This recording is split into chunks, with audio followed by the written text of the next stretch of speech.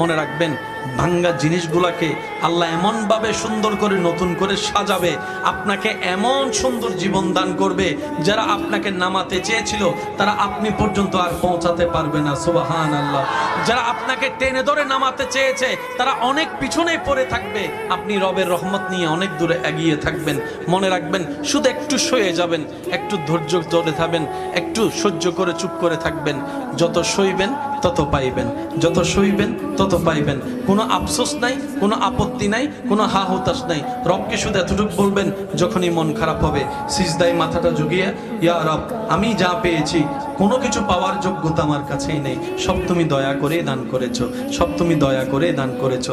একটা জিনিস পাওয়ার যোগ্যতা আমার নাই, এই চোখ পাওয়ার মতো যোগ্যতা আমার কাছে নেই, এই কান শোনার মতো কান আমার কাছে নেই। আল্লাহ, কোনো কিছুরই পাওয়ার যোগ্যতা নাই, তুমি দয়া করে দেখার জন্য দুইটা চোখ দিয়েছো, তোমার দরবারে শুকরিয়া।